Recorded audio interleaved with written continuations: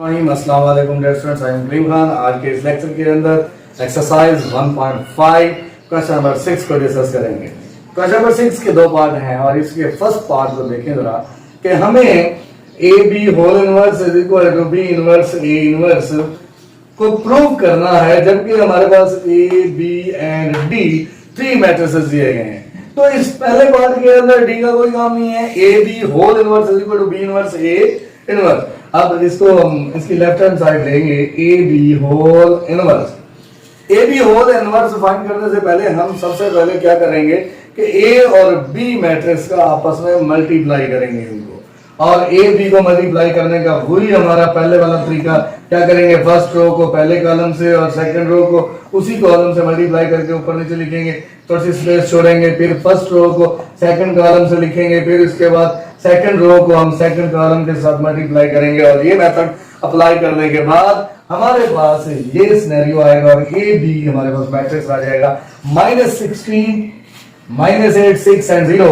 अब लेकिन हमने तो मालूम करना है ए बी का होल इनवर्स। और आपको याद होगा कि हमने जब मल्टीप्लिकेटिव इनवर्स पढ़ा था तो उसमें एक फार्मूला हमने डिस्कस किया था। वो क्या था, अगर ए का इनवर्स फाइंड करना हो तो ए ओवर ए का determinant into adjoint of A.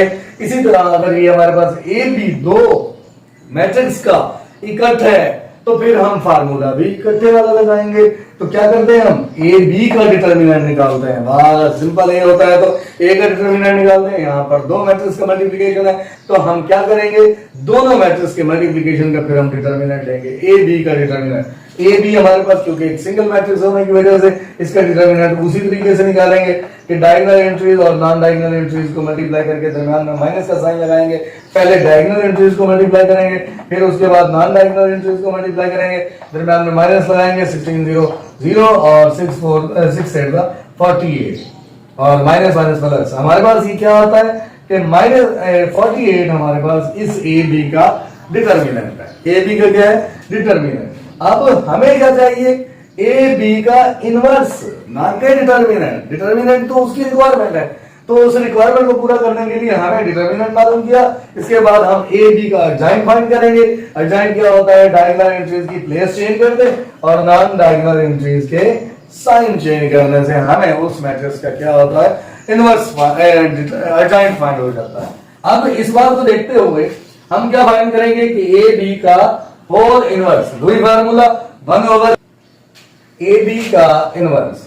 A B inverse is equal to 1 over A B determinant into adjoint of A B 1 over A B determinant, जो कि कितना था 48, और 48 ये हमने लिखा, और एडजॉइंट ऑफ ए बी जो कि हमने पहले निकाला है वो हमने लिखा। अब ये दोनों क्या हो रहे हैं आपस में, एक नंबर पूरे मैट्रिक्स से मल्टीप्लाई हो रहा है। अगर कोई नंबर मैट्रिक्स से मल्टीप्लाई होता है तो वो नंबर मैट्रिक्स के तमाम एलिमेंट से मल्टीप्लाई होता है, और वो 0 के साथ भी मल्टीप्लाई होगा, 8 के साथ भी मल्टीप्लाई होगा, -6 के साथ भी, और इसी तरह ये 16 के साथ भी मल्टीप्लाई होने के बाद ये हमारे पास आ जाती है लेफ्ट हैंड साइड। अब हम बात करते हैं इसकी राइट हैंड साइड को, और राइट हैंड साइड में क्या है, बी इनवर्स ए इनवर्स हमने फाइंड करना है। तो इसमें देखिए अलग अलग इनवर्स है। इसमें क्या है, अलग अलग इनवर्स होने की वजह से क्या हम करेंगे, सबसे पहले इनका अलग अलग हम इनवर्स फाइंड करेंगे, डिटर्मिनेंट, यानी कि उनका अलग अलग इनवर्स होने की वजह से अलग अलग डिटर्मिनेंट फाइंड करने के बाद फिर बाद में उसे जाके इकट्ठा कर देंगे। तो यहाँ पर बी इनवर्स ए इनवर्स अलग अलग है, तो हम बी का डिटर्मिनेंट निकालेंगे उसी तरीके से, और इसी तरह ए का डिटर्मिनेंट निकालेंगे। जब हम ए और बी का अलग अलग डिटर्मिनेंट निकाल लेंगे तो हम वही formula B inverse A inverse, B inverse A inverse हम लिखेंगे।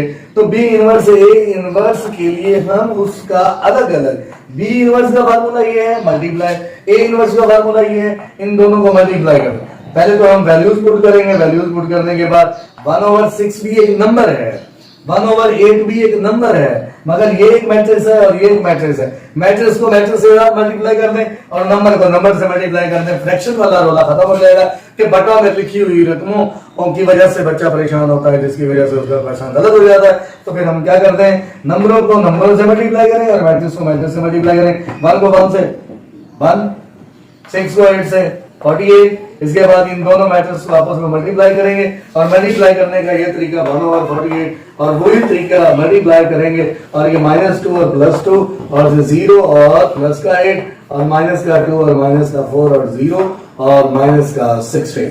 अब ये वही चीज आ गई, अब इसे 1/48 से मल्टीप्लाई करेंगे तो हमारे पास जो लेफ्ट साइड आई थी वही हमारे पास राइट साइड आई है, तो हमने प्रूव कर दिया।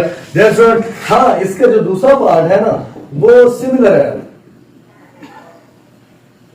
फर्स्ट पार्ट, इसी पार्ट जैसा है वो। यानी कि हम ये कह सकते हैं कि जो ये हमने पार्ट हमने किया है बी इनवर्स ए इनवर्स के लिहाज से, तो A B whole inverse is equal to B inverse A inverse, तो इसी का दूसरा पार्ट भी है, उसके अंदर बी खत्म करके उसे डी को लिया है, और इसी तरह D inverse is equal to A inverse. पहले जो है ना वो ए इनवर्स और डी इनवर्स है, तो इसी तरह सेकंड पार्ट भी आप करेंगे। फ्रेंड्स, आज के इस लेक्चर में इतना ही। आगे आप ये देखें कि हमारे पास इस 9th क्लास का ये गालबन 15 लेक्चर है, और हमने 10th क्लास के 120 लेक्चर जो है ना वो डिस्कस किए हैं इस चैनल पे। 120 लेक्चर में पूरी 10th क्लास का एक एक क्वेश्चन हमने डिस्कस किया है, और आपका ये 15 लेक्चर 9th क्लास के फर्स्ट चैप्टर का है। और आपको पहले भी हमने बताया कि अपने दोस्तों में शेयर कीजिएगा ताकि उनकी स्टडी कंप्लीट हो सके और उनके अच्छे मार्क्स आ सकें। अगर आपको इस बात की समझ आती है कि आप लेक्चर हो सके। और अच्छा, मैं आपसे ये बात करना चाह रहा था कि इस चैनल पर मौजूद आप थ्योरम के हवाले से किसी किस्म की डिस्कस करना चाहते हैं तो इनके थ्योरम्स मैंने 10th क्लास के तो लिखे हैं, उसमें मैंने कुछ बातें हैं कि थ्योरम को कैसे याद किया जाता है और थ्योरम के अंदर कौन कौन से पार्ट्स होते हैं और कौन सा पार्ट अहम होता है, और उसके अंदर कंस्ट्रक्शन गिवन और उसकी क्या अहमियत है, डायग्राम कैसे बनती है, हम डायग्राम की अहमियत को कैसे समझते हैं, थ्योरम के हवाले से बात हो गई।